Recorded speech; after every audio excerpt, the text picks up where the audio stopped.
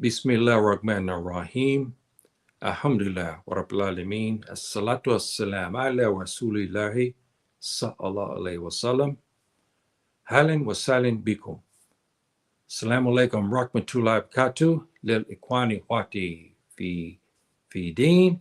Wassalamu ala mani tabahuda lil ikwani wati fi Africa, Europa, Asia, Caribbean, America, wa kuli makan. My dear brothers and sisters, and those who will show up here, inshallah ta'ala, I wanted to talk today about another sensitive topic among the African Americans. And it's a topic that is kind of discussed under the table. It's a sensitive topic for African Americans because we've been negligent as far as knowing about our history. And we kind of shy away from it. A lot of it is because of self-hatred, and other parts of it is because of we don't want to acknowledge it.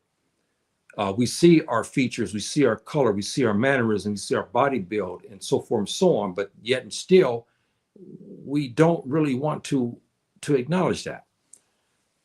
And shortly here, I will have, you see the brother that comes on my program, Professor King Cam, and I hope he puts his particulars here so you guys can subscribe to his station. He will discuss it. He's there in Dallas, Texas, and he's going to kind of discuss this also, and here in a few minutes. And I wanted to really get into this subject and talk, and I'm hoping usually what happens with my tapes is usually people begin to look at it after the fact, and but that's okay. But this topic has to be talked about, because when you look at the landscape of the United States, basically we're the only ones that is negligent about our heritage and understanding our heritage, and then proclaiming it and venerating it. We're very, very, very, very slow in that regard. And I tell you something, I have been taking the African persona since I was a child, essentially. It just came. And I always had this deep, profound, love for Africa and me being African. And I didn't know how to express it, especially as a child. And then not only that, the Islamic aspect of it. But now I understand why this situation has come about, because Subhanahu wa ta'ala had better plans for me. But when I came here to Africa, I had already kind of had a notion about who I was. And I also knew I had relatives like in Ghana, in Sudan, because I went to Sudan in 2008 and part of 2009. So I had this. But it's when I took my DNA, brothers and sisters. I can't explain to you the profound feeling I had deep inside me when I saw it. And this piece of paper here brought tears because I thought about my mother. And I know my mother is full of, because all these years, I used to look at my family on my mom's side, as you heard me say a million times. They always had peculiar features and looks about them, and I never could understand their long, silky hair, their lighter brown skin. I mean, I often thought about many of these aspects. When I saw that, you can ask my wife. I was in the kitchen. I brought it to her. I said, "Look, this is my mom's heritage," and I could not. I was overwhelmed. I was so happy. I could not hold myself. I had tears. And this started my journey. Now I knew, okay. And then when I took this and I went to Jet Match, and then I got even more deeper heritage. I started learning. I found out about the Amazigh, which is Al-Maghrib. And I found relatives here in Al-Maghrib, and so forth and so on. But this, brothers and sisters, why I said to you, why the DNA is such an important aspect for the African American to get a final judgment, because you settled the American part. You say you're American. Okay, yes, everybody knows that. Even on this continent, we know that. But on the continent, we ask, but you never settled the African part. This is the thing that is upsetting, why many Africans on the continent don't understand African Americans, because they say when you come here on the continent, they know you're African. They look at you, they see you, but they want to ask you, who is your daddy? Who is your mama? They're not talking about in Mississippi or in California. They want to know in Africa. See, and this makes a big difference. And once you come on the continent and you begin to proclaim this, and you proudly say, yes, I'm Fuller, I'm Mende, I'm Mendinka, Capelli, I'm Hausa. They have more profound respect for you than when you come to the continent and you start talking about, I'm African American. They laugh. I'm on the continent. I know. I talk to the African brothers. I know. See? So this is something that's very deep in my heart. I had to mention this part to show you how the journey came about. Yes, it started when I was a child, but it graduated to when I came here to Africa, and I was going to stay here.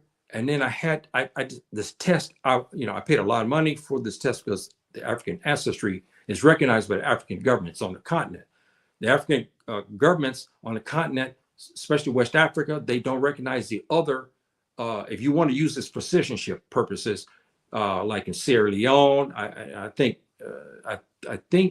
Benin is doing it now too. I can't remember. I saw something the other day. But these type of things like this can help you to propel you to get that citizenship or residency or whatever. Especially in West Africa, they want to see your African heritage, right?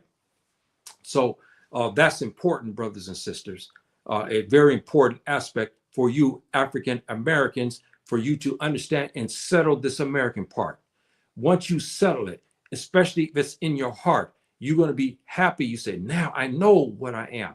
And you should have some tears. Why? Because you had ancestors whom was taken violently from this continent over to America. And you kind of way of recognizing their pain and sacrifice. But as long as you stay as quote unquote African American, you're not recognizing what happened to your ancestors who were taken. It's like you cast him aside. But now when you learn that you're Fuller, see, or Hausa, or Mendinka, Mende, or whatever, Pele, Tiv, whatever it is that you are, it's like you kind of now saying, okay, yes, grandma, grandpa, whoever came over, now I know, I feel your suffering when you were taken violently from this continent and you were sent over to America. This is what I'm talking about. Let's look at some of our guests here, brothers and sisters. We got here, Shalom Aleichem, my dear brother. Thank you very much for showing up today. I appreciate it very much. And our dear sister here, thank you very much, my sister. Thank you very much for showing up. Have you been to Tanzania and Zanzibar? No, I have not been to East Africa. And at this point, my dear sisters, you heard me say, we have a problem on this continent. The people like me, because of the programs of the terror programs, it's funny, isn't it? They won't let me come into many countries, see, and whatnot. So I would love to visit my brothers in Tanzania and Zanzibar. I know Zanzibar has a very particular history because I want to understand how the Swahili came about. But not only that, I also want to understand something about the slavery and whatnot, the Arab slave trade and what happened. When you're there on the ground, it's better when I see the people and I get to talk to historians and African scholars. I speak the Arabic language, so I can talk to the Arab brothers and ask them what's going on and so forth and so on. And then, of course, our African brothers that are there as well. I would love that experience. How you doing, my dear brother? Walaikum salam. Yesterday, I found a Wolof cousin of yesterday another. That's good, my dear brother. Now I wonder, you have Wolof in your system. Are you a big brother? Because Wolof people, I contend that some of our bigger black folk that's in the United States and the complexion as well are Wolof, because that's one of the characteristics. And I see your picture. I'm just wondering, are you a big man? Because that's the Wolof characteristic. And you can let us know here in the chat. Yes, my dear. Have you been to a palace in Medina, Cordova, built by the Moors? No, I have not been there. I have not been there at all. I've been here. We have many historical things here in Morocco. I've seen some, but not enough, and I hope you get a chance to see that. And our dear sister here says, Inshallah. Okay, my dear brothers and sisters, I'm going to introduce here King Cam. He's going to come on. And so, you give him his greetings, and he puts his particulars there so you can subscribe to him. And he's there in the United States. And let me see here. We got one more thing for the sister, brother here. Go right now. Man, huge palace place. Oh, yes. Well, I don't know if Spain would even let me come into the country. And to be honest with you, it's a big history, but I don't have that desire anymore I don't want to say it, but I don't have no desire to go into Europe. You understand what I mean? I just don't. Yes, it's Islamic history there, but we have more of it here in Morocco than there in Spain. So that's a thought. Okay, our dear brother, add to the stage. There you are, my dear brother. And can you hear me? Can you hear me? Give me a thumbs up if you can hear me. you, my dear, put your mic muted real quick, and let me give you a little bit of props here. Our dear brother here is, me and him have met, kind of like through the historical thing, and this professor here is, I like him because he's the exact opposite of me in ways he teaches things. So you know what I mean? You see how I am fiery and everything like this. This brother's got this southern charm. You know what I mean? And he knows his work, so he goes about it a different way. So I'm gonna let the floor. Introduce yourself, my dear brother. All right, what's going on? My name is King Cam, and this is I'm a host of King Cam Unjube podcast, Unjube's message, and I by profession I am a history teacher. Okay, I've been in the education system for over 11 years. So my love is history, and now I serve as department chair for my social studies team, where I train and mentor teachers, new history teachers, and some veteran teachers. So, my degree is history. I got a master's degree in education. What else? I've been married for over 22 years. Got 3 beautiful children, and that's it for now. Okay. Well, let me ask you. We'll get right into this, dear brother. When you've been hosting a lot of programs on East Africa, and especially about Kemet, which is close to our heart. That to both of us, we love it, and we want to make sure that the brothers and sisters get this history, because it's a beautiful history that's coming out. I'm not saying West Africa or North Africa or South Africans don't, but there's this mysterious place that's we call Kemet. We know it's Kemet, but Egypt is mysterious, and there's a lot of talk about it, and it was taken from us. So, this is an important aspect. And how do you feel about Kemet? Well, of course, I'm a student of Dr. Ben, Joseph Ben Yakin and Dr. John Henry Clark. So, Egypt or Kemet is the granddaughter. Egypt and Kemet is granddaughter. Nubia, Kush is the mother, and Ethiopia, or Aksum is the grandmother. So, the culture, the Nile Valley culture that's over 4,000 miles of information. So yes, it's going to be a mystery because it's only a part of it that's being displayed and being told. Um, my fascination with it started at a young age, at a very young age. And being in Texas, we really don't have a lot of interaction or a lot of information like New York. Shout out to the family in New York and Los Angeles, where it's a cultural hub. In Texas, you got to get it wherever you can get it. so, so my family used to take me to the bookstore, and I would get books on, say, King Tut and many others. And so, whereas everybody else was into Dr. Seuss and all those things, I got an African history book. My aunt, she was a professor. My aunt Bonnie, she was an English teacher, English professor at Texas Southern in Houston. She used to give us African history comic books. You see, so a lot of that starts with family. A lot of, the family has to get in on it, even if they may not know everything, but the family knows something. And so my family knew enough to where to send me to the library or to the bookstore.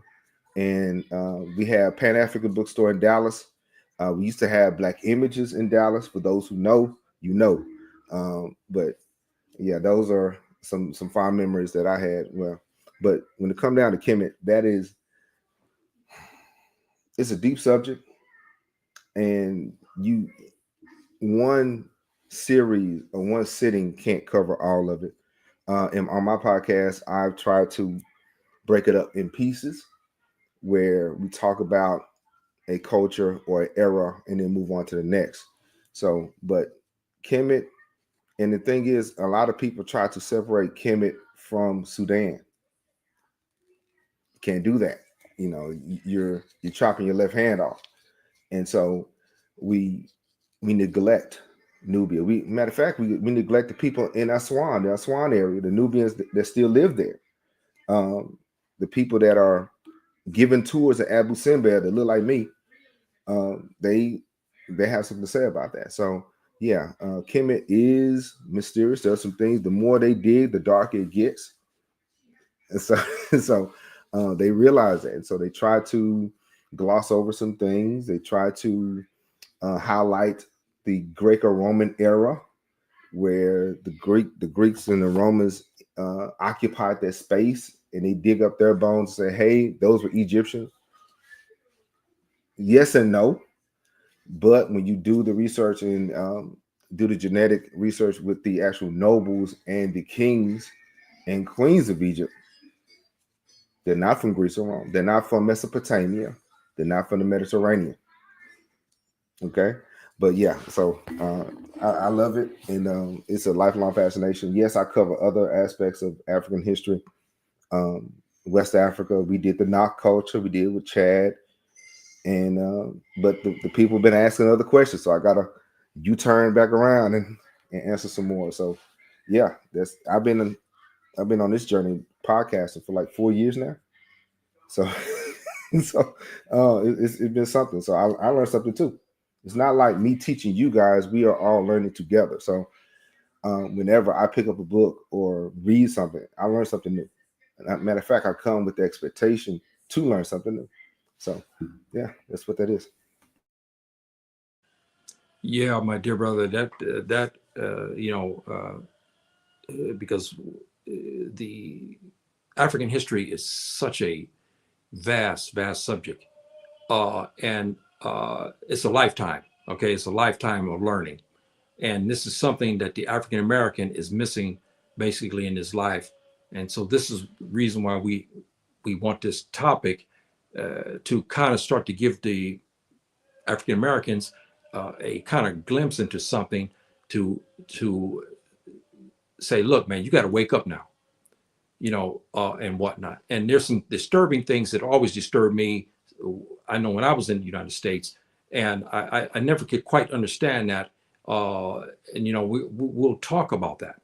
And I wanted to give some little highlights here, like here, the African American developed a complex and desire to forget their African heritage and wait for acceptance by the Tuba population and government. This this is something that we has carried on in our legacy since slavery. We have this desire American. We want to be accepted. and whatnot.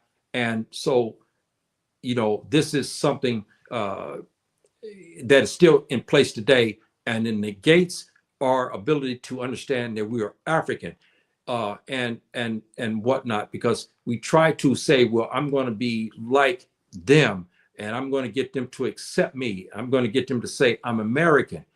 It still has not come after over 400 years. This is the problem that we talk about. So what do you got to say about this, my dear brother? That is a generational upon generational thing. And sometimes it starts with the mind. And whenever we try to be like other people, it doesn't work. Okay. I've been told there's only one you and you can only be you. And so, and there's many times where we hear accept our own. And so what happens is when we try to emulate or imitate other people, it doesn't work out in our favor. It doesn't work out at all. Matter of fact, makes us look like clowns. So it that it's a subtle thing, but it's also it has become more subtle since the civil rights era, where we try to either integrate, go to their schools, go to their businesses, and things like that. And then I remember Dr. Ben saying that he remembered when integration happened, and when the kids were being bused to their schools, he was waiting on their kids to get off the bus to come to our schools. That didn't happen. So we have to get to the point to where we got to be okay with being among us and being us. That's where it starts. And so what I've done over the years, it started, like I said before, it started when I was little. I went to my grandmother's house. I think I mentioned that a few times. I went to my grandmother's house and looked at the photo albums and the black and white pictures and learned these people. They had stories. And most of the time, our love for history starts with our own history first. And we got to be okay with having that conversation. We got to be okay with asking who's married to who, or who had these children. And even if it come down to who makes the best pound cake, that my daughter makes the best pound cake. I'm not gonna lie to you. So, but it goes down to the food. It goes down to those nuances. But we gotta be brave enough to ask the question and be able to answer it. So, my mother's family is from Arkansas, and my father's family is from East Texas. So that's where it starts with me. So I ask questions, and then my father and we used to go to the library and do those the microfilm, and looked up names and dates and things like that. And so over time, we develop our family tree, but of course, it stops at a certain point, right? And so what I did, I think 2018, I did the genetic research. I did the genetic part of it because I knew at a certain point it was going to drop off, and I knew what it was. But I wanted to know more. By studying, I think we as people in the diaspora, we have to learn about ourselves first, learn about our families first, where they're from. How did they get here? How did they get from Arkansas to Dallas, or from Dallas to Los Angeles? You see, and so by answering those questions, then you find out, okay, how did they get that land? Who has the paperwork for the land? And so what happens is it goes into learning names, and then learning dates, and then when I did the ancestry history, I did the genetic research, and so I found that from ancestry.com. I used that, and I find out it was so many percentage from Cameroon, ironically. So Cameroon, and then Nigeria. But I wasn't satisfied with that. I wasn't satisfied with the regional approach, So I did GEDmatch. And when I did GEDmatch, that's when I found out that I was so many percentages Hausa and Bambara.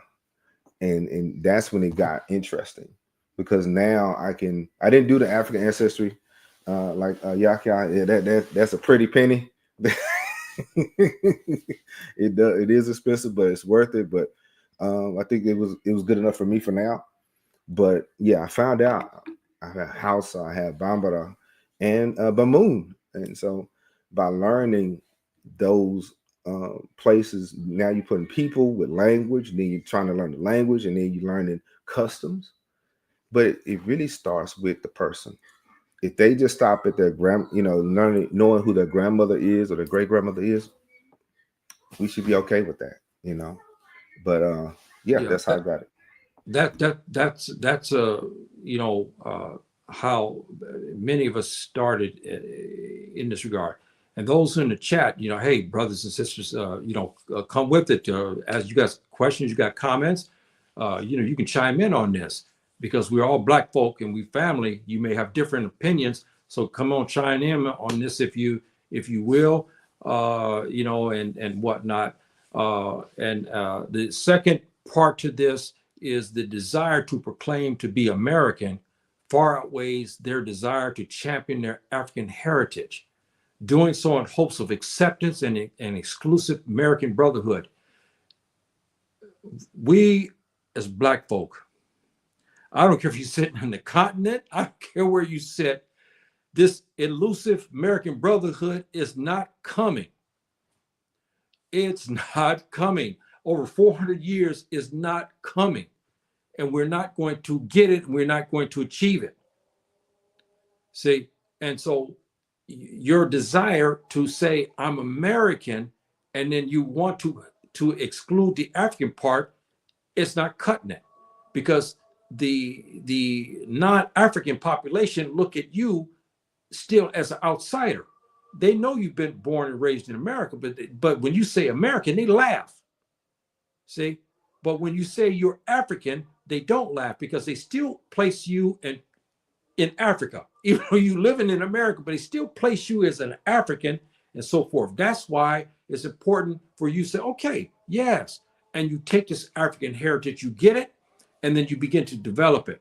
Yes, we have a subculture where we add, you know, uh, African things here and there, and so forth and so on. But this part here, uh, you're born in America, but to proclaim to be American, that outweighs the champion of African heritage. That, because brothers, sisters, and I get to the chat here too. I mean, we got some questions here. I think we got some people come in. You think about this. You say that you're American, but what is the face of American? It's not a black face. It's a tuba. That's the unfortunate thing. Now, entertainment, that's different. Sports, that's different. Oh, we're the face of that. But when you're talking about the other aspect of the true American, no, we are not. Now, I'll say this and I'll get to you guys. We have traditions like Aunt Jemima. Aunt Jemima, what was that on maple syrup? I can't recall what that is now. It's been so many years. Yeah, Aunt Jemima and Uncle Ben's. They showing us in the position of slavery. That was famous. Okay, and there's another one too. I can't remember now what it is, but this is what they see us as, and we have to look at this. You can chime in on this, my dear. When it comes down to the imagery that's been used to our detriment, like Uncle Ben and all those days, it didn't help. It didn't help. But what also didn't help is some of us that try to go along to get along, to not speak up and speak out. And sometimes we think if we just do our best and all these things, we will be accepted. Sometimes it works, sometimes it don't. But we have to be okay with accepting ourselves first. And if something negative happens, if something negative comes out of it, lessons need to be learned. They have to learn. People have to know that we are human beings. We are people, and we have feelings too. And so we gotta, if we don't like that image, if we don't like what they said or whatever, we need to say something about it. So um and then that's my stance on that. Yeah, that that is a how can I say, uh, we're not going to solve the problems of our brothers and sisters in America tonight. There's no way, because this is a big topic, and we don't like to talk about it because it's hurtful to us. Because we know in our hearts we have neglected that aspect, so we try to shy away from it, and it's unfortunate, and whatnot. And you cannot be whole and proclaim that your well-being is intact in America when you basically have eliminated a great portion of your heritage. See, and this is something that it has to be rectified. And they're still quicker to proclaim another heritage like French or American Indian than to be Fulani or Igbo or Hausa or Mende. This is disturbing too. I've seen Black folk, to me, that look like they're straight from Ghana, okay, with the features and everything, and they claim they're American Indian. They may have some American Indian heritage. Yes, I'm not just trying to say that. Or you will see a brother that's 3 times darker than all of us inside the United States claiming he's French. And so proud. Look how many times you see on TV brothers and sisters get on. Oh yeah, I got this American Indian heritage, or I got this British heritage. I have this French heritage. But how many get up there and say I have Mende heritage? I haven't Bob, seen it. I don't. Yeah. My thing is they may not know. You see, there's a select few that know their heritage genetically and so on. But most of the time, all we can do is go off of what our grandparents or our parents told us, and so we can't really fault people for what they don't know. You see what I'm saying?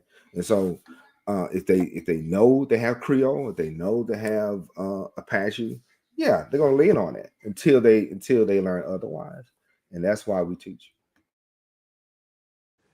I agree with you, my dear brother, to this extent but now we have the avenue to discover. It's not like it was in my younger days. We just had books. We had no DNA testing. And I could look at grandparents, like you heard me say on my mother's side, I see the way they looked. And on my dad's side, they were definitely, now I know, because my dad's side, we have the Igbo and we have Yoruba and we have the Omo from Sudan. So they, and you heard me say many times when I was in Kentucky, when I was a little kid, I never saw Black people like this before, because I was born in California. So when I started come to Kentucky, I see some jet Black folk, my relatives, right? And I was trying to figure it out. As a boy, 5 years old, I never seen brothers like that. You know what I mean? I was hitting my mom, hitting my dad, said, "Daddy, why do they look like this?" Because they were so Black. You know what I mean? So, and I from that point, I knew something that was, I said, hey, what's going on, with my heritage, and everything. And then when we went into Indiana, I started looking at my mother's side, and I seen long, silky hair, light brown skin, you know what I mean? So I said to myself, I said, "Whoa, boy," I said, "I must be all mixed up. I got jet Black people down south, and I got light brown skinned people up here." So that heritage, and it piqued my interest, and so forth and so on. But I tell you right now, I still see some of my grandfolks there in Kentucky and whatnot like this, and I still see some of them. I mean, they were very, very, very dark, and now I understand what that heritage was about. You know what I mean? And my mom would try to hit me. She said, "Shut up." I said, "Mommy, look," because I didn't know. I was 5 years old. You know what I mean? I just didn't know. And my sister could tell you, we had a lot of talk about things like that. You know what I mean? And I would just stare and stare. But now I understand why. But this heritage is, nowadays, we don't have this excuse anymore. I think, in my mind, yes, it's expensive, but you still have some avenues to kind of figure out who you are. But I will say this, and then I'll move on to this other topic here too. We got it here. Let me see here. We got here.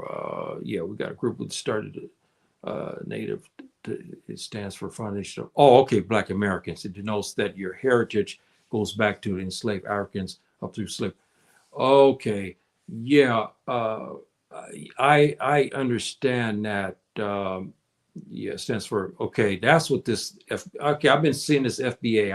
I've been saying it now for a couple of weeks. I didn't actually understand what that is. Uh, Brother, what do you think about this here?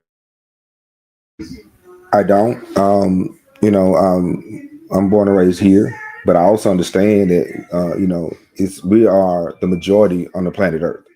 You see what I'm saying? So we almost every decade we tend to ascribe to a certain ideology or creed instead of accepting who we are. You see, it could be one time it may be Asiatic, another time it may be Apache, another time it may be this or that. But then at the end of the day, we're still black. We're still black in America. We still got to deal with this reality. And so, I understand what they're saying, understand it, but to negatively engage people in diaspora, that's not how you handle things. Sometimes people use division as a tactic to divide us. We got other things to deal with than semantics and wordplay. But yeah, I understand what they're saying when it comes down to the reparation standpoint. But we already, if you were born here and all that, there's some things that's behind that. But we have other things to address. We have other things, and sometimes they're more aggressive with the people in diaspora than the Tupac. I've seen that, and we can't be doing that. So That's a good point, my dear brother. This is interesting here. Our brother here put this. I have relatives in the Gambia, and I've heard stories a lot about this here about the Lebanese, and and also the Lebanese in West Africa. They're in Ghana. I had some encounters with them when I was there in Accra, Ghana, in 2002, when they had this one bakery, and I saw the way the dude treated, especially the sisters that was working for him and whatnot. And we this problem here is deep, and you heard me say many times here in Africa, the citizenship of African citizenship is still elusive to most African Americans when they come over, which it should not be. But the Lebanese, Chinese, Indians, Russians, everybody else, they are getting this citizenship very quickly without any fanfare. That's everywhere, even North Africa, same thing. They'll tell you it's a waiting period. You got to do this and that, but it's not necessarily the case. They're giving this citizenship to others than there are to people like us, and it's unfortunate. And we have this problem here that we have to look at and whatnot. Here, our brother here says here, I'm African Muslim, born and raised in Africa, but have been living in the United States for 20 years. It breaks my heart when I hear my black brothers not interested in Islam because they believe it is Arab. Brother, that is an issue that again ties into what I said earlier about the lack of education. You talked about that part too. I told you some in some of our programs where they will call me Black Arab. Now these is from some black quote quote masjids like in Michigan, New Jersey. I forgot others. When they saw me and they said, "Oh, you're not African American no more." Okay, that's what they tell me. You're not African American no more because you speak Arabic and you live among the Arabs. This type of nonsense like this is still going on. This is why I'm saying we have a confusion within ourselves. See, we have this big confusion within ourselves. And yes, and if you saw my program, I talked about and I showed these African tribes. And after the 1800s, most of the black people were taken were Muslims.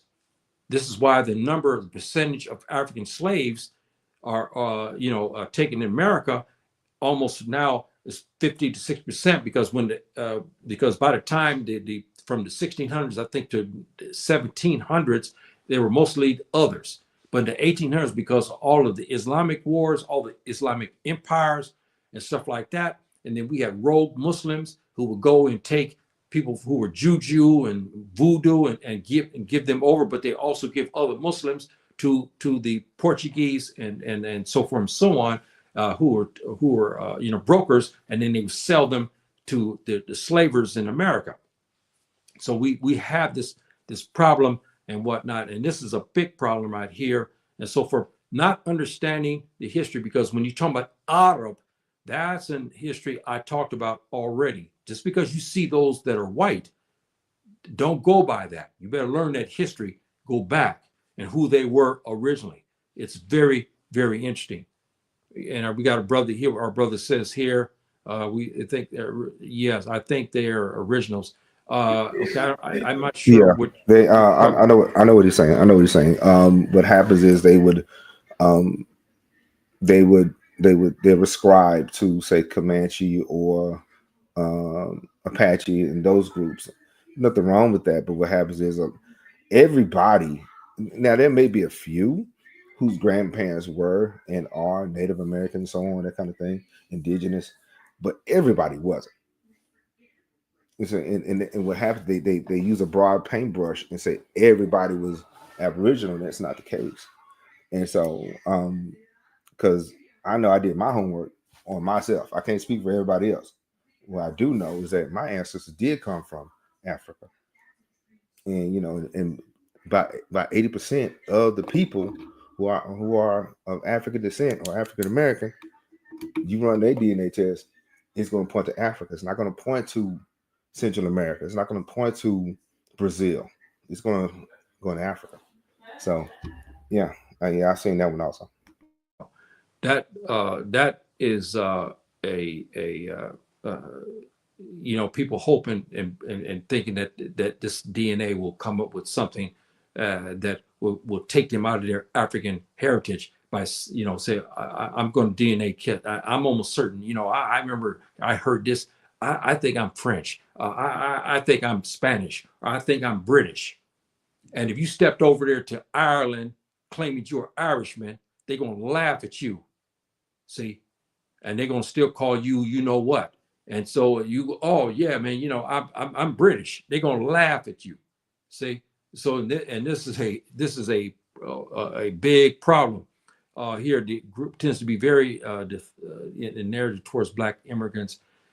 Yes, this is a problem when African immigrants come over to America. Again, we have that because why that is because we have this pain that we know we're African, and when we see our African brothers from the continent come over into America, we don't want to be reminded of our African heritage. This is why we look at them and why we go against them and why we distance ourselves from them, because we don't want to be reminded of the African heritage. So when this brother who comes to Texas or come to California, he immigrates, I see him, it starts to remind me of something that's negligent in me. So I try to go away from him because I don't want to deal with that African part of me yet.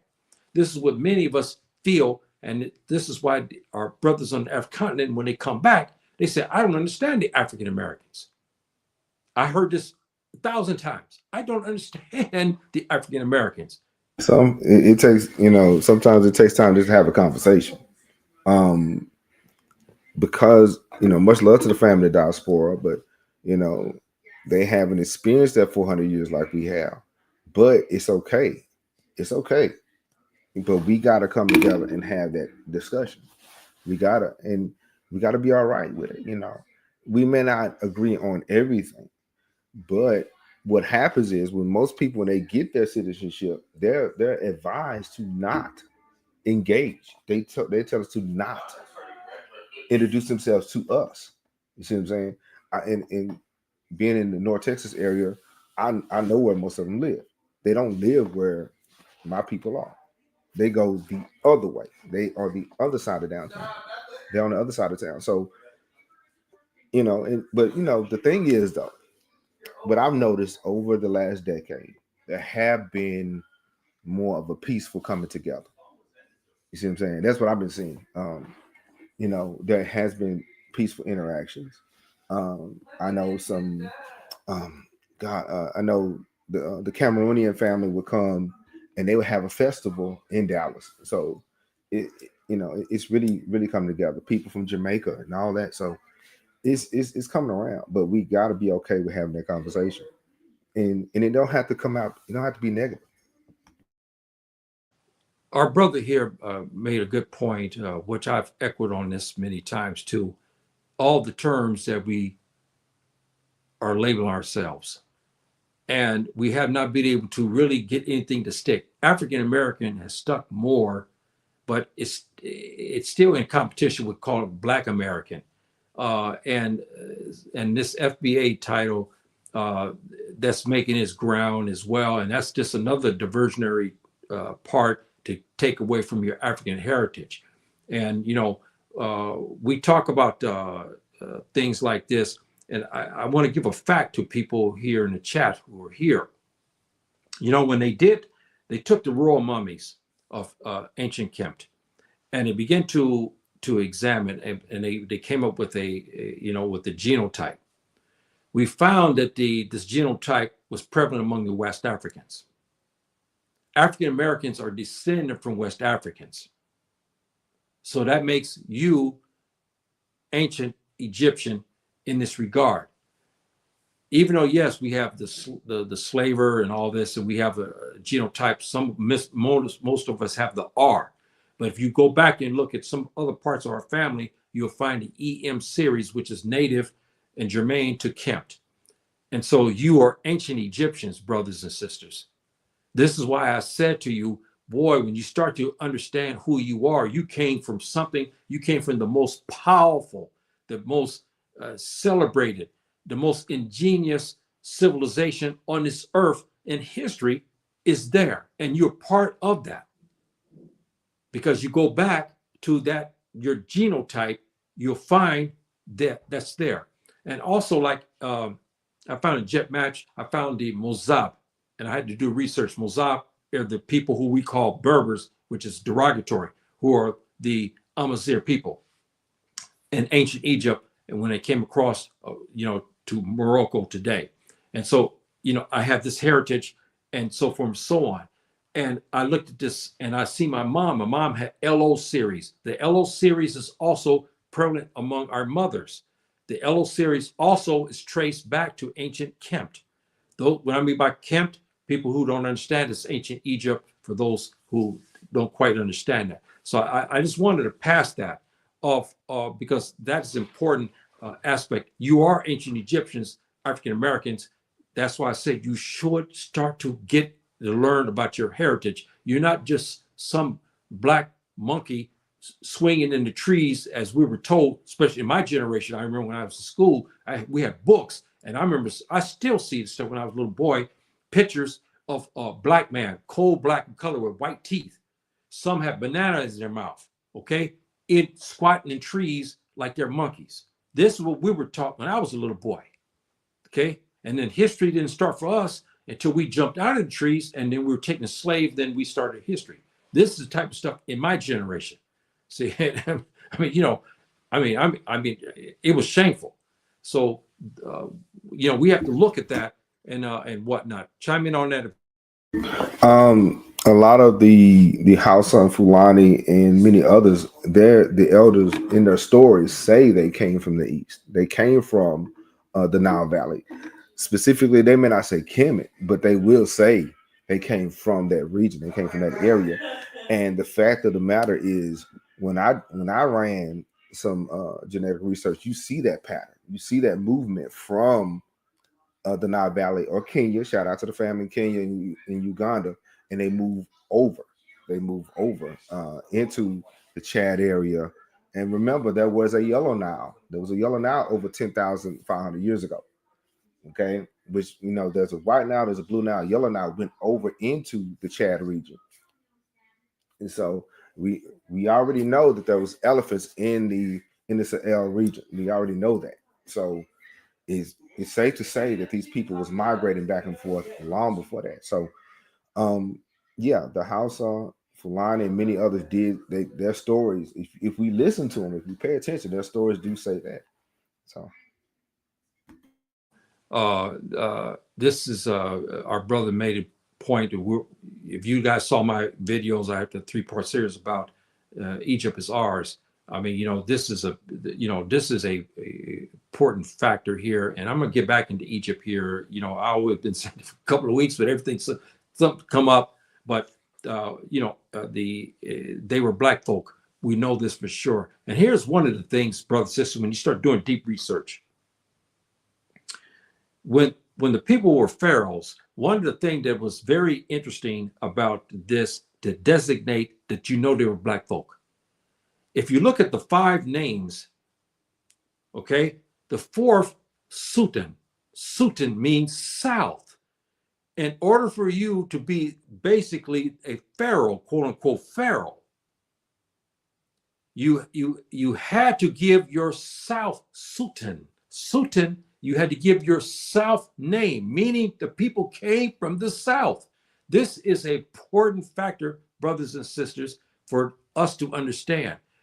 Where is the south? When you start going to the south, they're black folk. So that tells you there, when you start to do your research and you start to hit the linguistics, they have 5 different names for when you're pharaoh. Yes, there it is there. Yes. And one of them is the number 4 of your name is the Sutan, means the south. What was your southern name? Not Europe, not Greece, okay? Not the Romans, not the Scandinavians, but south, meaning into Nubia. So that's where you know that the ancient people came from. And not only that, in order, and I say this many times on my podcast, in order for the king or the Intubiti, the king of Egypt, the pharaoh of Egypt, to be legit, it was through his mother, and it wasn't through his father. It was matrilineal. The ascent to the throne was through his mother. So you would notice, like Queen Tayi, King Tut's granny. We say granny. So King Tut's grandmother. You seen what she looks like. Let's not play games. Okay. Ramses the Great. In order for him, even though he was legit by right pharaoh, he married a Nubian. Okay, Nefertari. And of course, one of my favorite pictures dealing with King Amos and his wife Nefertari. If they wanted to make them lighter, they would have. But in order for a king to be a legitimate king in Kemet and Nubia, it was through their mother and not their father. That is, and it was from the south. Yes, and from the south. That's right. So that gives you the indication that the ancient Egyptians were black folk, and we have to get that. This is my dear sister here in California. Thanks for showing up, Linda. I really appreciate that a lot. And the Siri people in the Gambia, and the Siri people. If you saw my class on Egypt, I talked about the language, the linguistics, talking about the Siri people, and I gave you examples of the Siri people still use or had names that are very equivalent to those of ancient Egypt. It's very, very interesting when you start to hit the linguistics, which I love to do on that, because I like the African languages. I see what our Africans have a hard time loving themselves. This is, yes, and that's why we're talking today. This is a very, very, very sad epitaph. Very, very sad epitaph. We just don't love ourselves. Even on this continent, when you think about it, we have a pseudo love, but it's not the real deep love. Because if it was, we wouldn't have this complex. The Tubab come over, he gives us a piece of paper to sign and tell us we're going to run your country from behind doors, and they do. And look at the sorry state that we're in today. Look at the sorry state. But in order for us here on this continent to be good, we have to start to throw them out, and we're starting to do this. But we also have to start to understand, even just because the Africans are on the continent, it doesn't mean they know their history. There's so many that don't. I'm telling you right now, many of them don't understand their history. So just because you see them dark skin and color, kinky hair, coming over speaking Mende or Mendinka, you'd be surprised many of them are just as ignorant, basically, as you are there in America about who they are. They know, they say, yeah, my grandfather was this, but they can't give you a lot of other particulars. See, so we have those problems. More people in Africa are doing Christmas.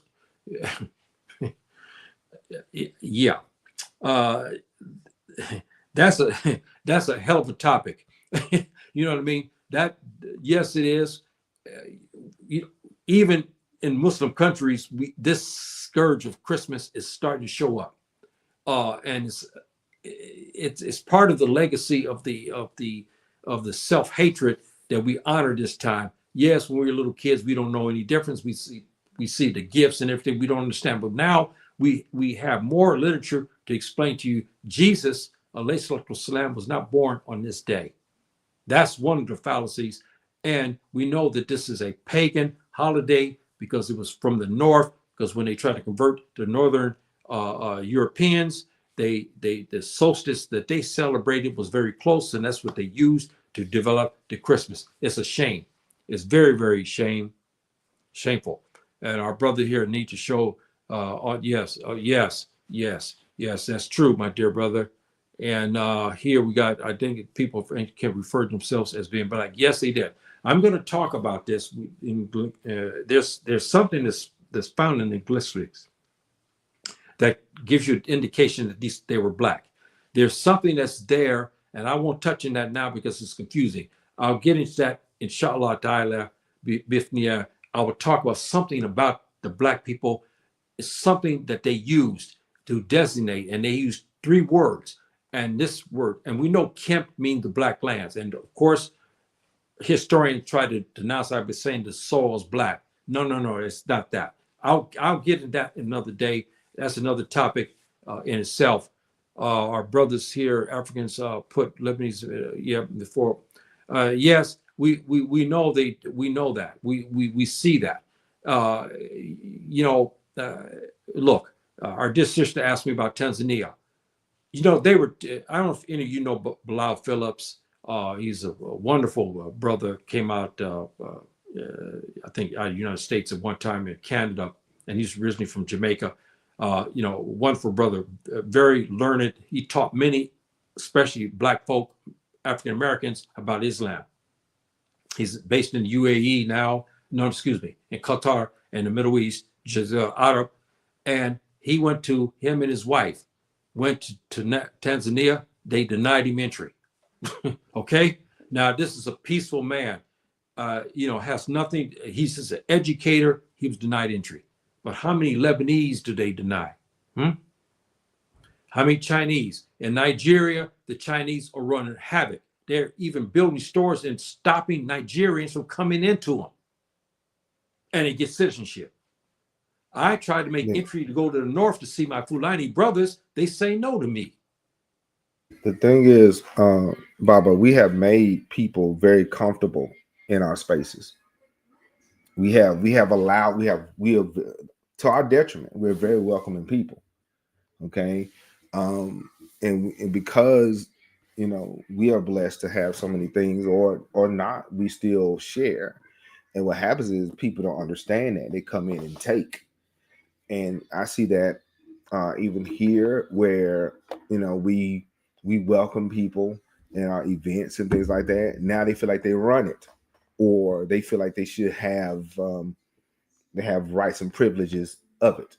And so, for example, we have our HBCUs, and sometimes in order for them to get grants and get funding, they have to allow a different demographic of people there, and some of their scholarships are geared towards other people other than the black students.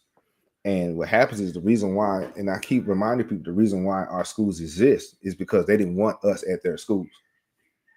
I'm a proud product of HBCU. I graduated from Paul Quinn College in Dallas, and so we know why we exist. What happens is people try to come in and usurp that, and a lot of people trying to figure out the reason why these schools or institutions still exist or still popular, I would say 90% of most black teachers came from an HBCU. Almost 90% of black teachers in our schools are, most of them came from HBCU. So we still have work to do, but we have to let people know, hey, you're a guest here, okay? And but we have to regain that. We have to get that back and say, hey, this is ours. This belongs to us. So This here is a fact of America. You don't see a Japanese man denouncing Japan or Chinese denouncing China. The Mexicans denouncing Mexico. See, but you hear African Americans even on the tube dissing their heritage in Africa. And it's very troubling when you think about it. And those who's talking, when you ask them pointed questions about Africa, I said, where are you talking about Africa? This is a big place. Where are you talking about? Can you give me specifics? They cannot. Or they'll say, oh, I saw on CNN, there's a civil war, there's this, there's that, and so forth and so on. But there's civil wars going on everywhere. But they don't talk about anything good because of why? Miseducation. Miseducation of the history. Miseducation has them this way. And because of the American system has got them trained to believe that they are inferior. And this is a part of the legacy that we carry and why we today are still behind the eight ball, so to speak, in everything, you know. And how can a man respect you, a non-African man, respect you when you don't even respect yourself? How are you going to get respect from him when you don't even respect yourself and you won't even call yourself? You're going to say, I'm Fulani, or I'm this, or I'm that. And then when they hear you talk about African, I'm African American, they laugh because they know that you just said something vague, but you're not talking specifics, and you still not have settled that problem yet. But many of this is due to racism and miseducation of history. We understand that. But today we have all the vehicles to help us to have this education, especially even if you pick up the books and you start to learn about ancient Kemet. That itself will help you in a sense, because there's a lot of information there and it'll get you to understand about who you are. See, yes, and there's plethora of good books out there to give you that education that is needed to help us to decipher. We got here up real quick is a learner brother. He was the first to graduate from Medina. Yes, that's right, my dear brother. That's true. And I think Kenya also gave him a hard time. And I forgot the other brother that used to, when I first became a Muslim, I can't think of his name. He was denied entry. Was it in Kenya? This is stuff that our African governments do to brothers. You know, they'll deny you entry. See, and this is an issue, that is, they would deny certain people entry. However, they would roll out the red carpet and put and give them dashik and give the Europeans dashikis, robes, and all that stuff, and even land. I've seen that in Nigeria and Ghana. That's not right. But would turn around and tell us that we can't participate, and so that's not cool either. We have to be able to accept each other and take care of each other. This is an interesting part here about the Mexicans. When I was raised up in Compton, California, everybody knows about that. We have a large Mexican population. When I was a little boy, I used to play baseball with a lot of the, Mexican kids around the block and so forth. So that was a natural thing for us and everything. And, when the Mexicans start to learn about their history as well, 100,000, they estimated, of Africans were brought to Mexico. How did they disappear? They disappeared in the population. We know the first couple of presidents of Mexico were black or part black. We know that is a fact. But again, the Mexicans will not admit this fact. And we also found too that many Mexicans have between 3 to almost 20% African heritage, many of them. See, and they don't want to accept that. A lot of that's because they see you, African American. They see how you act towards yourself and towards the continent. So they're gonna say, well, why should I show this attitude about being African when you won't even do it? See, this is what I'm saying. We have an invitation to get others involved. We have other people, like I'm gonna tell you, like in the South Pacific, we got black folk down in the South Pacific. I was there in the late 70s. I went to the South Pacific, Samoa, Fiji, and so forth and so on. And I remember some Tongans who were my complexion and had kinky hair like me. They said they weren't black folk. See? So but the African Americans, we're in a position. You see the influences. You heard me say a couple of days ago, I talked about the African American subculture is everywhere. You see in Russia, the Russians are rapping. You see in Korea, the Koreans are rapping. You see in Japan, they got rap bars now where the Japanese even made their hair curly into froze, and some wearing do-rags. They're rapping. Okay? See, so we know the culture can reach people if we would, proclaim it. But this is the subculture stuff, basketball and so forth. They see black folk. And when you look at some of the people, like even in Vietnam, I saw here about 3 weeks ago. Okay, dear brother. Okay. Brother Kemet's got to go here. He's got other things to do here. So you guys, please subscribe to our brother's, platform. And I appreciate that, because we should support our brothers and whatnot. Yeah, I'm on Christmas break. So yeah, I'm got a couple more, like 2 weeks, and so but thank you guys for having me.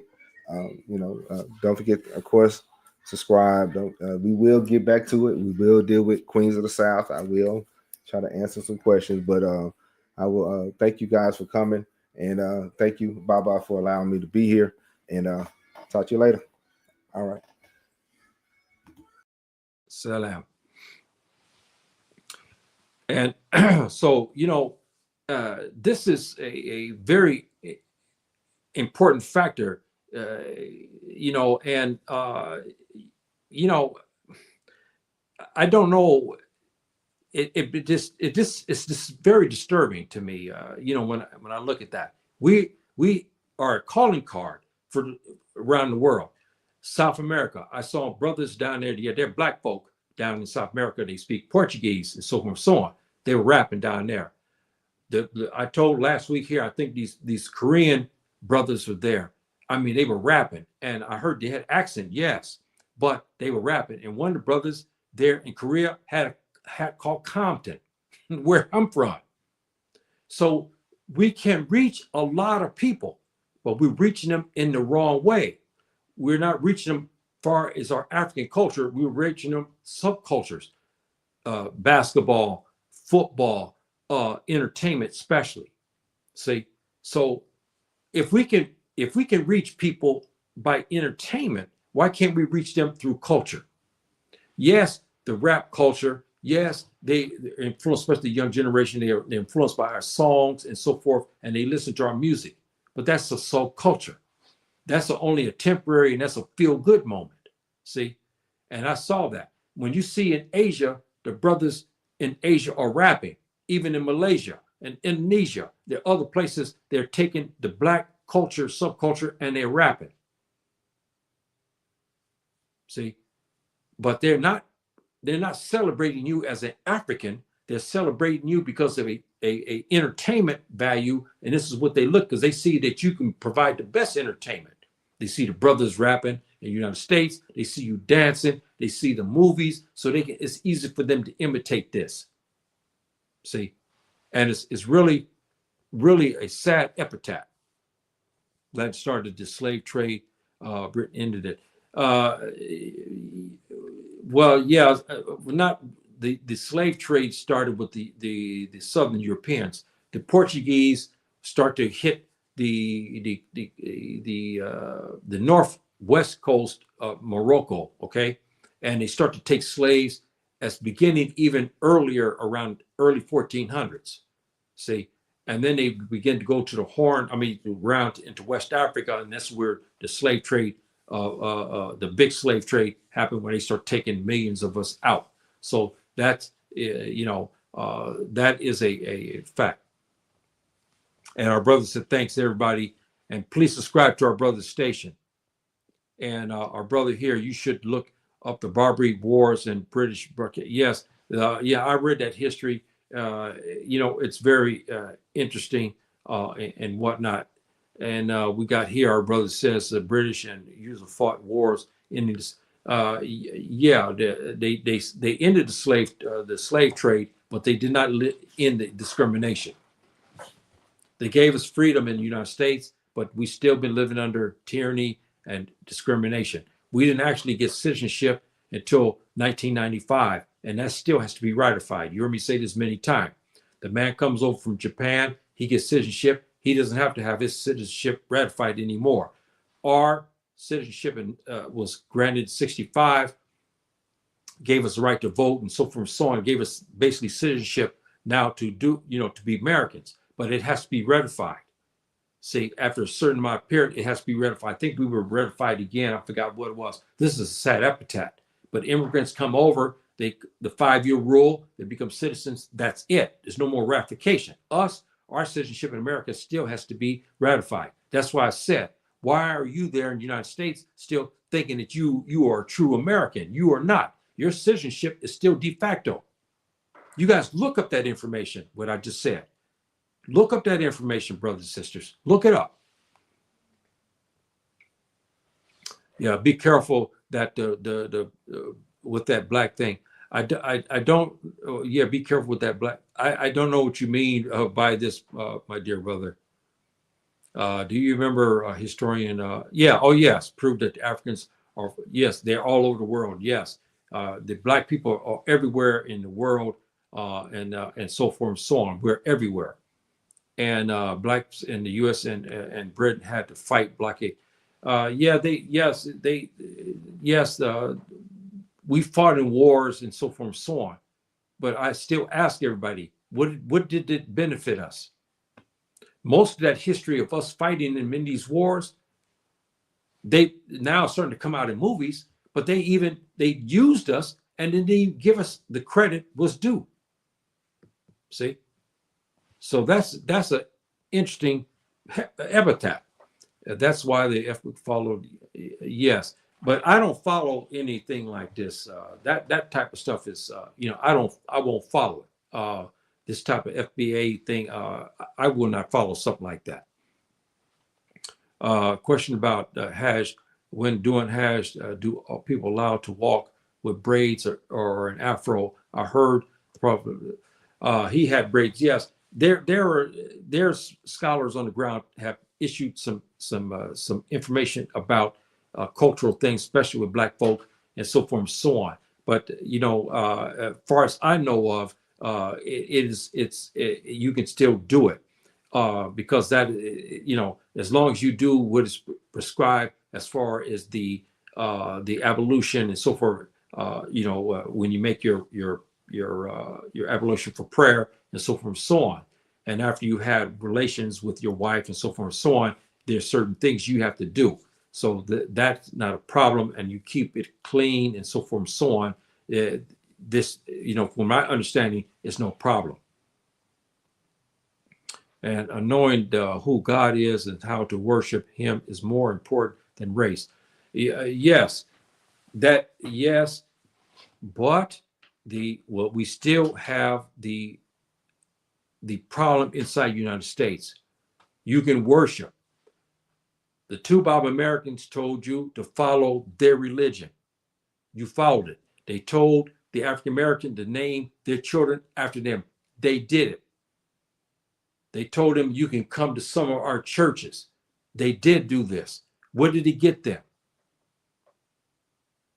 What did it get them? They still discriminated, even in many of the churches. When black folk go to some of these Christian churches, they still discriminated against. Even though you have this so-called worship, the roving two-bob cop and the majority of the cities is still gunning black folk down. They don't care about how many times you go to the church or what you named your children after him. They still gun you down. As far as humanity goes, yes, the worship of Subhanahu wa ta'ala is far greater. But we're talking about a problem inside the United States that has to be elevated. And even though you proclaim certain things, it's not helping. And we have black people who are not actually helping themselves by understanding their heritage. They will not do it. And this is a problem. As Muslims, we have more rights to practice our religion in America than some Muslims have. Yes, this is a sad epitaph, and this is true. You do have those luxuries more so than in many Muslim states today. The Muslim states today are under heavy surveillance. And is mutated from the 9/11 saga, tragedy, to now they are going after ordinary Muslims and branding them as terrorists, because the terrorists that they were looking for are very few. So since they could not find targets anymore, they begin to target people like me and others like us from the scholars and from the devout Muslims, and then labeling us as co-conspirators, rampant criminals, prone to wanting to kill somebody, and so forth and so on. And even though we preach against this because we know what the Prophet ﷺ said about killing people and all that, and about going, there's prescribed when you want to fight on offensive jihad. I talked about this many times. I won't get deep in it because it's not Islamic class, but we talk about things like this and whatnot. And the Muslim states are under heavy surveillance of this people. And that's because of the American influence, because the Americans have said that I want the subjugation of your people so that you can't come to attack us here. But their heavy-handedness has caused, if you heard me talk about this, you look in the Sahel, you look at all over the place, these miscreant groups, the criminal gang groups, the Mujahideen are skyrocketing. So many they can't stop them all now because of heavy-handedness, because the American program has caused this to skyrocket. This is a simple fact. Okay, here most of their hair. Okay, performing. There's a part where you have to cut it. Yes, and hash. Again, this is not Islamic class. You're right about that. There's a part when you get to that. That's Islamic. A lot of people don't understand that. I don't want to get into that, my dear brother, because that's Islamic. We Muslims, we are not doing a job to uplift people. The Deen has answers for all problems. Yes, we have that, and this is another factor in America.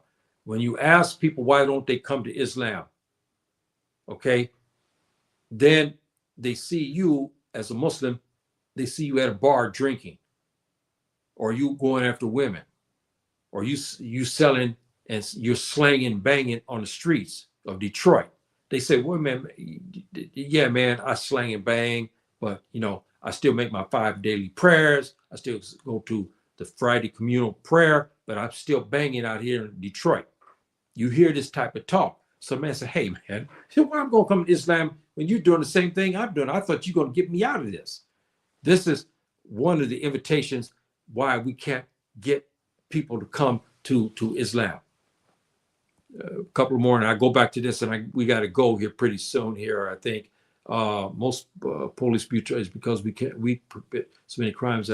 Yes, we do commit a lot of crimes and whatnot, and that is a fact. But you have to understand something: whites commit more crimes than blacks. That statistic is true, but the media has portrayed that every one of us are making crime, because a lot of ours is dealt with because of the infrastructure and the discrimination and lack of education and whatnot, and we're not being able to get jobs. So we go to slanging and banging. because that's the way we put food on the table. The only way for us to have a livelihood. It's wrong, yes, but those are some of the realities and so forth and so on. But a lot of times, how many times did the roving policeman kill innocent black folk? They're not gangsters.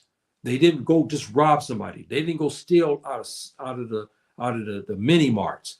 See, they're just common citizens, and they were driving, going home or going from home on vacation, and they're shot and killed. See, so that's another factor. Yes, until they change. Yes, and this is one of the things I've been saying all along too, that black folks have to start to change, and so from so on and whatnot. If not, they're not going to progress. We got a couple of more of these questions here. I mean, and I will get some more questions answered here too. In essence, hoping that not everyone will challenge. This is something. The African Americans don't want to be challenged about their heritage. They don't want to discuss the African heritage. And when they do, they don't know how to discuss it, and they don't want to show their ignorance about their continent. They don't want to show their ignorance about who they are. They don't want to show when someone asks you, okay, man, well, what tribe you come from? Where do you? He doesn't know. And they laugh at you because of that. See, and this is what we have to non-African Americans think of them to be foolish and out of touch with reality, and use this as a vehicle, which is true. They use this, your ignorance, against you. They use your ignorance against you, see, to ostracize them for their lack of African historical knowledge. A lot of them, they make claims about Africa and claim that Egypt was white. You can't counter it because you don't know. You don't have no history. You don't know anything about that. See, and this is a fact. And they destroy our history. And when there's accomplishment, they whitewash it. When there's something that is bad has happened, then of course they blacken it. And this is part of it because we are negligent about our history. A lot of it's because in history we're not taught this. But now we have no excuse for this. A lot of literature out there to get you up to speed. And then we have brothers like King Cam and a lot all talking about our history to give it to you, to help you to understand your history. And delusional, they expect them to continue to they want us to stay on this misguided path. We don't know what we are. We call ourselves African Americans. We call ourselves Africans born in America. We call ourselves Negroes. We call ourselves color. They want us to continue that way because as long as we're confused, we won't be able to think straight. When liberated and African continents, African American, the African emergence, non-African Americans expect you to assist them in denouncing. Now, how have we seen this? A brother now has become Africanized. He starts to learn Swahili or Zulu. He go change his name to a Swahili name. Many in America, non-African Americans, don't like to see that. So they'll go to another black man and say, you see, yeah, he changed. He's talking about his African heritage. He's even now speaking Swahili. And they expect you to join them to go to denounce me. We see this a lot of times. And it's really a shame. And then they also will go into assisting the Tubab by branding their brothers as a renegade, as a militant, as a misguided and miseducated person. He's now took his African heritage. He's proud of it. He said, look, I found out who I am. I'm Fulani. We got sorrowful African Americans joining along with racist white folk, and they come and say, hey man, you see this guy over here? And even the black man say, yeah, man, I don't know what he's living in America. He's not living in Africa no more. Why he talking about Africa? All the while, why is Europe over here in Africa? Why is the Americans over here? There's a lot, and they stole from us. See, but while you're dissing Africa, they're running over here. See, and they want you to go to your brother to denounce him and tell him, man, stop this foolishness. You're American. Yes, you're African American because you look African American, but We want you to stay within a certain parameter and denounce Africa and so see. But you won't get a two-bob American to denounce Europe. No.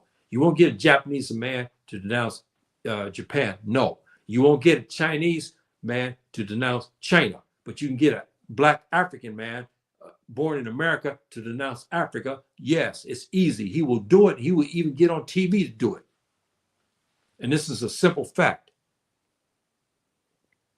Still today, to me, African Americans frown upon their brother who takes on an African persona.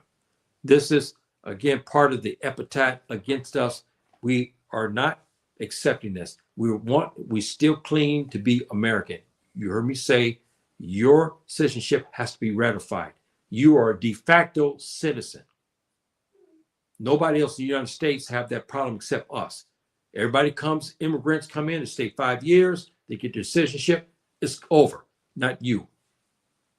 African Americans, your citizenship has to be ratified after, I forgot, every 20 years. I can't recall. It's a shame. So they still consider us de facto citizens. That's not right. A couple more questions here. We see what our brothers here have to say. Okay. Here, Oliver not okay. We had that. No, literally, watch Villas. Black people on camera. Some of these black criminals hurt our own also. And yes, black people in United States, and this is a simple fact, because black people live in their own communities, they will kill other black people. We also show statistics that the two-bob who live in their enclaves kill mostly their own people. So it's not a really deep problem in that regard, but it is a problem in the psyche of that. I told this example years ago. Back in the 1990s, the gangsters were slinging dope and all that. I mean, you had drug gangs, you had all kinds of stuff going on. And I'll never forget these two brothers that left South Central LA to go into an area.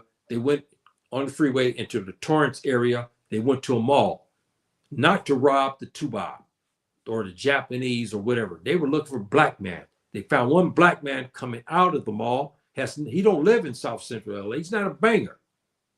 And he went and shot and killed him. They left South Central to come into a white enclave, which is about 20 miles away, about 10 kilometers away. And he was looking for black people, white folks, Hispanics, others passing by. They didn't look at them. They didn't think about robbing them. They didn't want to shoot them. They waited to find one black man coming out because it's a predominantly white mall area and community. He come walking out with presents or whatever it was he had in his hand. They went over and shot and killed him. Why did they do that? They left from LA to go out here to look for one black man. Here's white folks who's probably got 10 times, 30 times more money. They didn't touch them. They waited for another black man and shot him. He wasn't even a gangster. And when they found these guys, they asked him, why did he come to Torrance, which was 20 kilometers, about 10 kilometers, about 20 miles away? They didn't have an answer for that. Why you kill this man? They had no answer for it.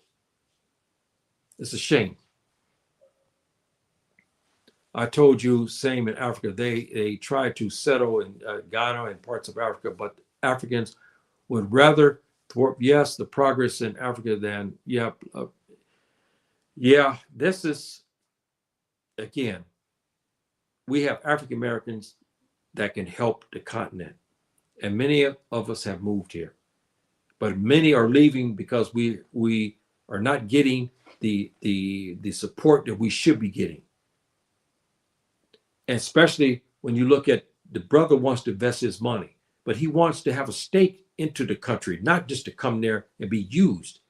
So the brother goes and he wants to get citizenship. There should be some reparation because especially West Africa was responsible for sending our ancestors to Africa, and they should give us some reparation like citizenship or something. They won't do that. So the brother tries to go for citizenship. He's given all of these criteria. You need to do this. You need to do that. And then he sees the two-bob. walking right past them, going in and getting their certificate and their passport. You see Chinese, you see Russians, you see Indians, everybody getting citizenship. They're not told you got to wait. You don't have to do this. You don't. But you, as a Black African American, yes, they told you no. You have to follow the law. It's 10 years. But they're not doing that to Lebanese. The Lebanese don't have to wait 10 years, or the Chinese or the Russians. See, this is a fact that is very disturbing as well. And this is the self-hatred, and also why we cannot progress on this continent as well, because we do have very learned people, and they want to come here to help us in our struggle and to uplift ourselves, so we stop this money coming from the United States and from the IMF and all that. But then when these African Americans come over from the Caribbean, brilliant people who have money and clout, they can't invest because they can't get citizenship. And that to me is just a very, very, very sad epithet. And this is going on. And and I'll never forget, this one brother was talking about this, and pretty soon we'll close here. My brother one day was talking about this issue.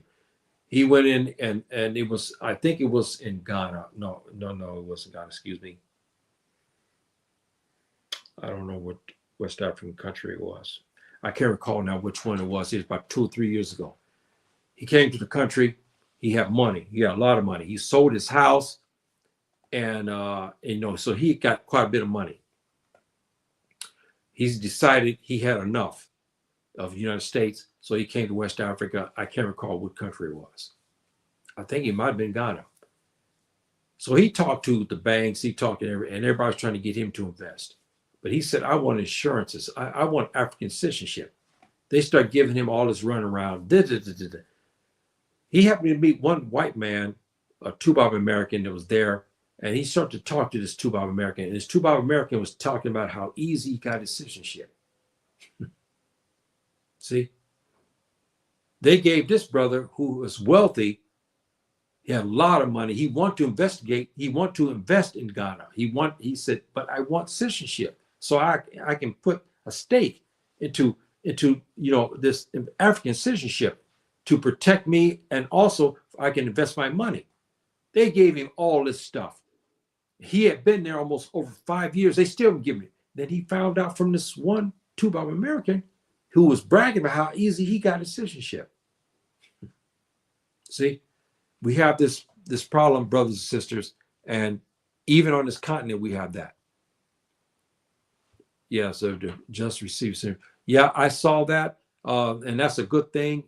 Finally, they did start to give this 2 or 3, 4 years ago. They got about 200. They were older Black Americans and Caribbean Americans, but I don't know what the percentage of young people got this, because we know the older people that were given citizenship in Ghana. That's a good thing. I'm glad to see that. I hope you keep praying that we Africans can have liberation from. Yes, we got to get the right people in our governments to liberate themselves from this. Lebanese control, yes, but the Americans control a lot of North Africa.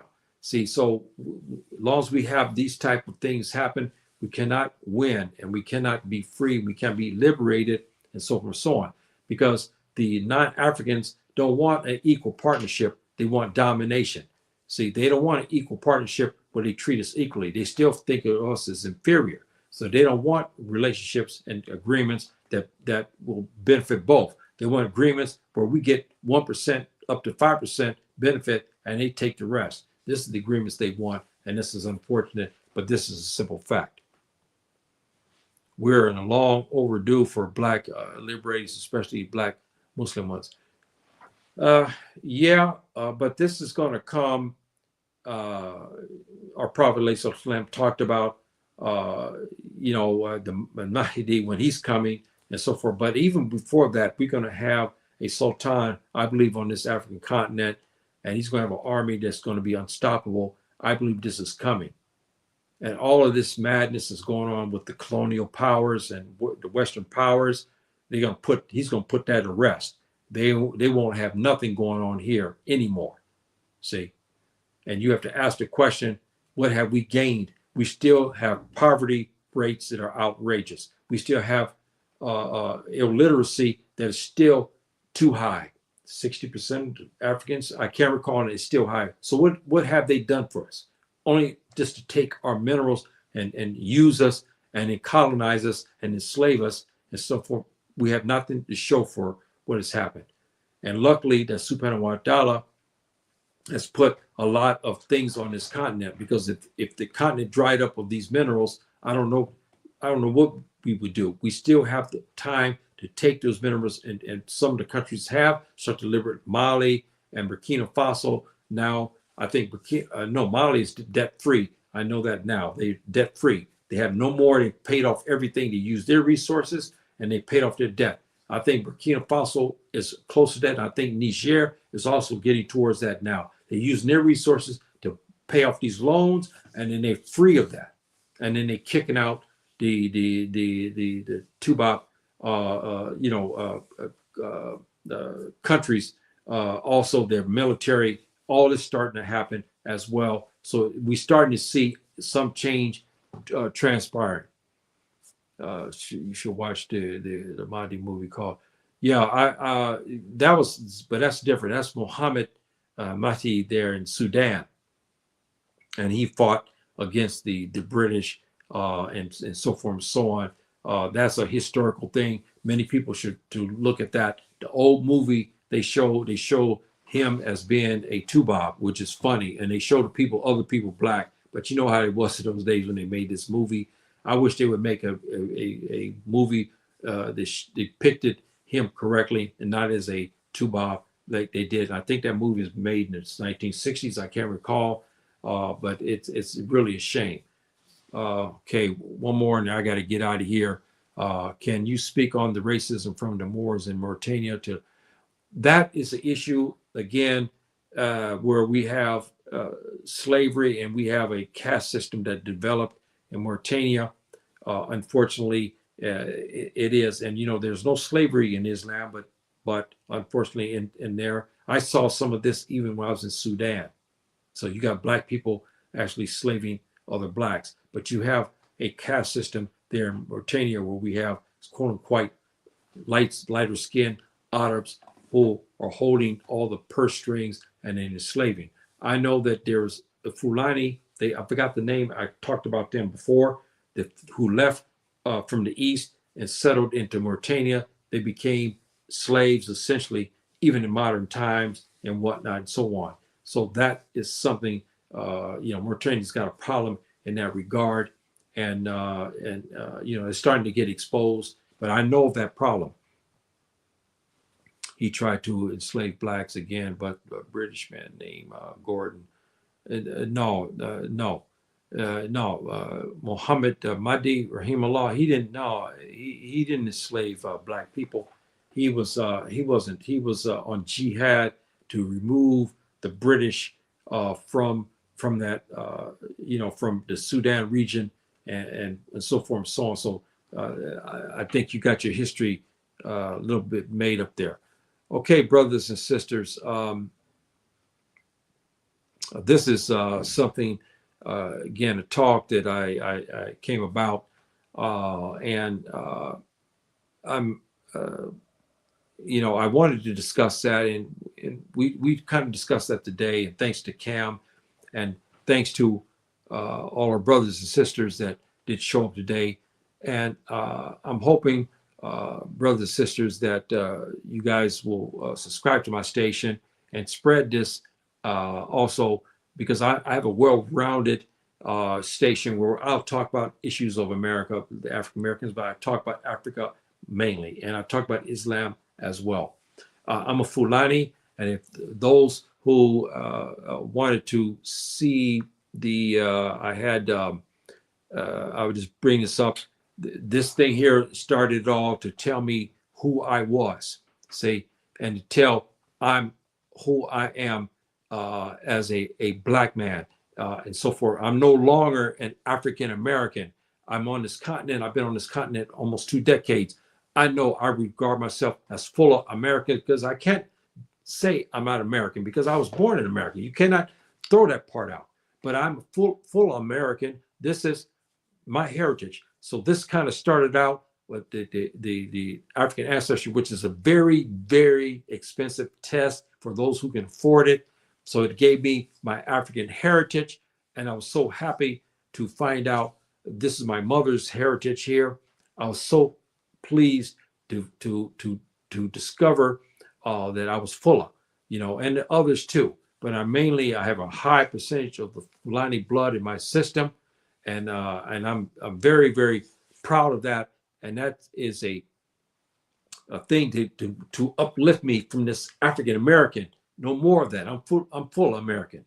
Okay, but because I am Muslim, of course, I'm Muslim first. But we're talking about the aesthetics, meaning about who I am and proclaiming that. We got here. No, literally watch videos of black people. It's all on camera. Some of these black criminals hurt or own one. Yes, we talked about those issues before as well. Dr. Yark claimed that he was the great grandson of the. I never heard of that. I don't. That could be. I'm not sure about that issue. We got here. I hope you can make a video on the Mahdi in Sudan. So, no, again, the slavery. Sudan. We should be up in prayers. They said, I've forgotten now how many has lost their. I mean, in Sudan they got the civil war, and they've killed a lot of people, well into the thousands. See, so we should be hoping that Sudan will get free. I talked about Sudan already. If you subscribe to my station, pull up my information, you'll find I talked about what happened and how we got to the point in Sudan. I talked about the Fulani, the influences in the RSF. I talked about that in, I think, a 3-part series. If anyone is interested about trying to understand Sudan, because the Sudan is very complex, and I broke it down for people to understand that, because you got black people in Sudan. One is classified as Arab and one is classified as non-Arab. Both of them are black. Some are jet black in color. And I went back into that arena talking about that, about Sudan. And one of the dividing factors in this war is who is actually Arab or not, and who's real Sudani. It's really a shame that people have to die over stuff like this. Okay, yeah, I don't know about that case, my dear brother, and I was a member of the organization. I don't know about him. I don't know too much about his organization and so forth and so on. I never heard of it, so I can't really speak on it. But I wouldn't join it. I don't care if it comes up. I won't join something like that because I'm a Muslim and I know better, and I would not join that. Okay, brothers and sisters, this I was long today, and I'm glad that we had this talk, and so I'm happy that I got the chance to meet some of the new people who come to the chat, and we had a lively discussion, and I'm hoping you guys continue this discussion and whatnot, and I'm hoping, brothers and sisters, that each one of us will ponder these questions today. And we have to look at our African ancestry, and we have to keep it close to our chest, and we have to be proud of it. There's nothing wrong with it. You have to have that balance, meaning not as a badge of honor or arrogance, no, nor are you inferior. You have to be in the center, and you have to be balanced, okay, and so forth. But the African American, he has a problem because he doesn't know his heritage, and that's why we're talking about this today. And he doesn't want to know his heritage. That's why we're talking about it again today, and that's why I'm chiding many African Americans because they don't want to understand who they are. They feel it's not important. They're still trying to cling to grasping for being the title of American, when in fact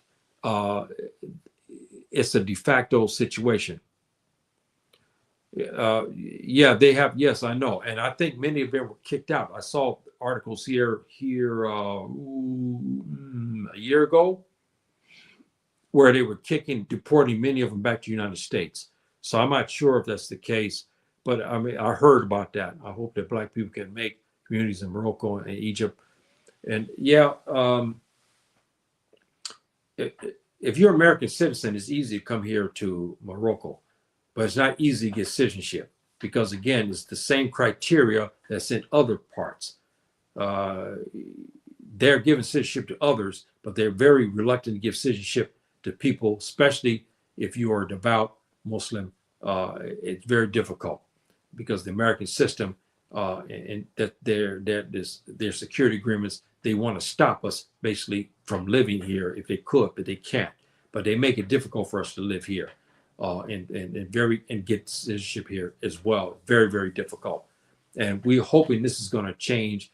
And we know this is going to change because our prophet gave us that we will have this feta, which is in Arabic meaning we'll have this opening and victory, and we'll be able to we can be able to embrace the people to come over to live here in Africa to uplift us and so for bringing expertise. This is going to happen, but not right today, because as long as they're under with these security agreements, which are lopsided and crooked, this is going to hurt us.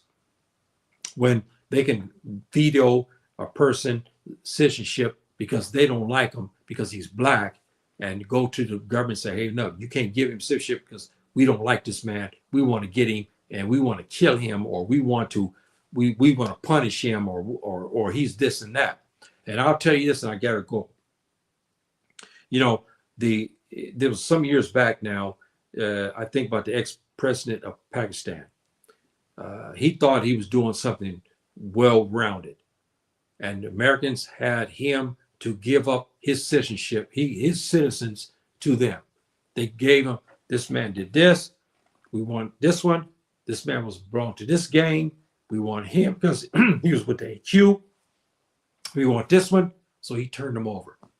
He found out after the Americans got him and basically killed him that what they were told were lies. See, this is what I'm talking about. And the other case in Italy is the same thing. The Americans said they wanted to get this guy. They beat the wrong man. And then the criminal courts of Italy sentenced these American CIA agents in absentia and so forth and so on. They went and got the wrong man. And we have many lawsuits where many have disappeared. So things like this, it's really hampering and really makes it difficult for us to live here on the continent with this type of criminality present, where they can take you and then get you and slay you. But to be honest with you, in many regards, here in Morocco, we have a big policy about this. We have a standing rule. We don't basically surrender our people to the disbelievers, because it's against the Sharia law. See, it's very, very, very against that. It's a big issue and stuff. Now, those who do surrender, the brothers, the Muslim brothers too, the disbelievers, he's made ridda. Many of the scholars have given fatwas on that. We've had scholars of every era says that this is part of ridda, meaning, what you call it, apostasy from the religion. When you hand your brother over to the disbelievers and they go and kill him, that is a big, and even our prophet said, you don't take your brother and give him over to his enemies. You just don't do it. And we see the wisdom behind that, because how many have done that, claiming this guy did this, he robbed a bank over here, this man, he murdered this woman here, this other man robbed these people over here, and then when they give him, he found out he didn't do this stuff. See, this is a very, very, very sad epitaph. Okay, here, what's your thoughts on Sufism, especially living in Morocco? Well, I was going to talk about something like that, but I'm going to back away from that. We have a big Sufi population in Tasawwuf. We have this kind of way of being here in Morocco. We have that because you have to remember, we have a strong history here of this Sufi ways and means. We have that, but in retrospect, we have to understand something. There's really all of these names Salafi, the Sufi, all that is a misnomer, because there's no such thing really as that in Islam. Because if you are a devout Muslim and you go about your ways as Muslim, you're Sufi, you're Salafi. But because we have changed and made different sects in Islam, what has happened now, the Salafi have a look about them, the way they dress, the way they attitude. We have the Sufi who developed a farqa, we call this in Arabic language, they a separation apart, where now they wear all green and they do these type of different things like this. But we have a big Sufi population here, here in Morocco, big population. But some of the greatest these scholars were here in Morocco, the Sufi and so forth and so on, and who are described as Sufi. So we have that, and so this is something that, brothers and sisters, in Morocco, Morocco is a very interesting, beautiful country, and this is part of the desert that you see in the background here of Morocco, and we have all this, and we've had a big history here in Morocco, and I'm going to cover some of this maybe inshallah ta'ala, because it does have to do with a lot of Black people, Black Africans, and so forth and so on. So we'll see if Subhanahu wa ta'ala give me permission to do that. Okay, brothers and sisters, I will stop here, and I'm hoping that you enjoyed this today, and please subscribe and pass on my tape. Until the next time, Assalamu alaikum, rahmatullahi wa barakatuh.